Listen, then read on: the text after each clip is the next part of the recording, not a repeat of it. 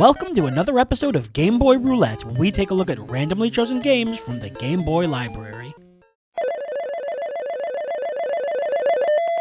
KungFu Master? Oh god, I hope there's kicking. KungFu Master was an arcade game originally developed by IREM and distributed by Data East in the US.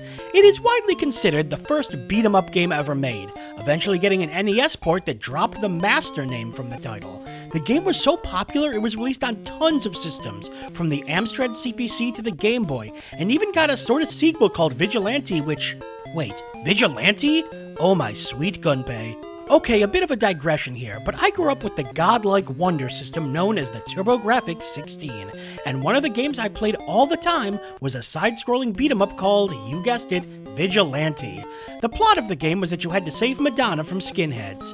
No, seriously, that's the plot. It was never very good, but as a kid, I didn't care. It was just awesome to punch and kick stuff.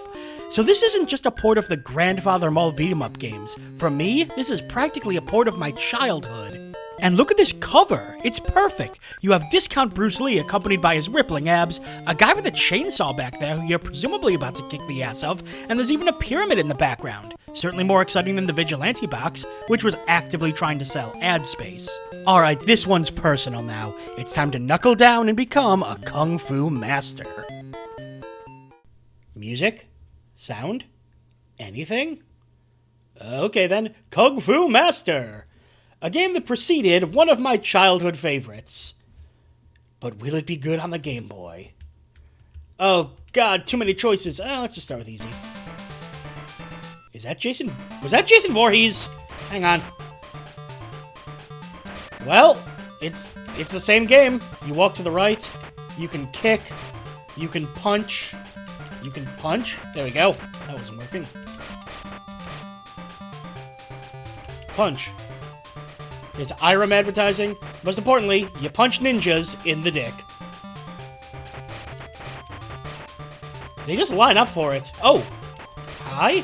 Oh god, he has a whip? Did I just pick up Coca-Cola that electrocuted me? Kick, kick, kick, kick, kick. Whoa. Whoa. How did I backflip? Also, that's definitely Jason Voorhees. But with an electric chainsaw? He's waggling it. Ow. Dang it. Whoa. Stop it! That's totally Jason Voorhees. Now, if this is anything like the original, or like Vigilante, that is, it started me just before him. Yep, it is. It's just like Jason Takes Manhattan. He's defeated by kicking him a bunch. Got him. Let's go. We did it! Oh, that was a lovely sound effect, thank you. Next up, a Bobo?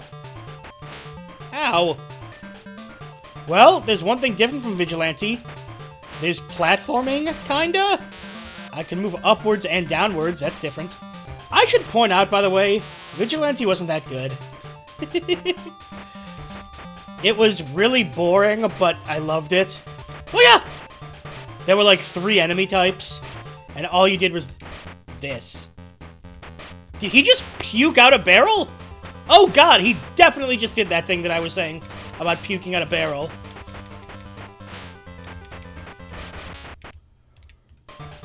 Now we're on a train to the... Where are we? Oh god, he has a gun! So the arcade version of this was obviously a lot more, you know, exciting, more in-depth, better sound effects. And Vigilante was kind of boring but endearing. And don't get me wrong, I'm enjoying this, but I feel like I'm enjoying it for purely nostalgic reasons. Oh god. These bosses are kind of crazy. Oh god, that thing from the ground isn't just background. Okay. Continues. Oh, back to the start. Okay, how do I do that backflip? I've done it twice and I don't know how. Okay, both buttons. I have no idea how I'm backflipping. There was definitely not a backflip in B? What does B do?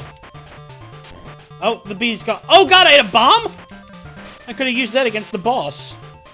Bye, guys. Oh, we're on the offensive. We're on the offensive. Have we hit the wall? Has anyone ever beaten this game? Has anyone ever played this game? Rather than Kung Fu, maybe I'll just become a master dancer. Yeah. Okay, we're gonna do it this time. Oh god, that thing drains your health so quickly. I guess you can't really speed through that fight. Alternately, maybe it's just not a very well-designed fight. I feel like I'm getting close to figuring out the backflip. Is it double jump? Again, okay, I just sort of mash random buttons and then this stuff happens. You know what? Hang on, I gotta look this up. This is driving me crazy. After doing some research, as far as I can tell, nobody else has played this game. I might literally be the first person to ever play it. Come on! I really want to rave about this game because Vigilante was such a big part of my childhood, but look, there's no getting around it. This game kind of sucks. It controls okay, although I still can't figure out how to do these special moves. I just sort of mash random buttons, and then things occasionally happen. There's no depth. In fact, there's very little width. Bomb. Wow, that did a lot. Oh, come on! We can do this. It's the eye of the tiger, the thrill of the fight. One more. Hiya! We finally did it! Let's see what the next level's like. We're already over halfway through the game, by the way. What? These enemy designs seem a little messed up. I just gotta see the boss of this level. Oh, it's just another ninja? Who's significantly easier than the other bosses? Yeah, there's nothing else to this game. Going up through the time. Unless you've actively played some of the other games in the series, this game will do nothing for you. There's just nothing to it. It's just pretty bad. In fact, I might even remove the word pretty there. It's just bad. It bears repeating, just because something is nostalgic doesn't mean it's good. Yes, I had kind of a fun time playing the game, but that fun was pretty much entirely because it reminded me of a game from my childhood. Looking at it objectively, this is a pretty damn bad game. The controls were both too basic with only punching and kicking, and also somehow complex, as I genuinely could not figure out how to replicate those special moves. And the gameplay was as boring as it could possibly be, with the most interesting things being the bosses. The music was generic, the backgrounds were uninspired, there's just nothing to this game.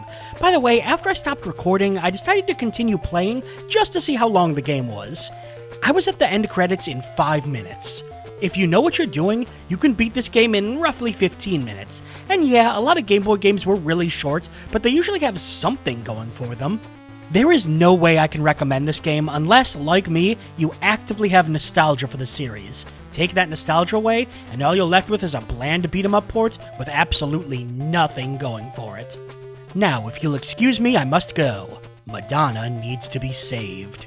And that's all for another episode of Game Boy Roulette. Tune in again as we continue digging through the Game Boy Vault. I'm BrianJ, and I will see you next time.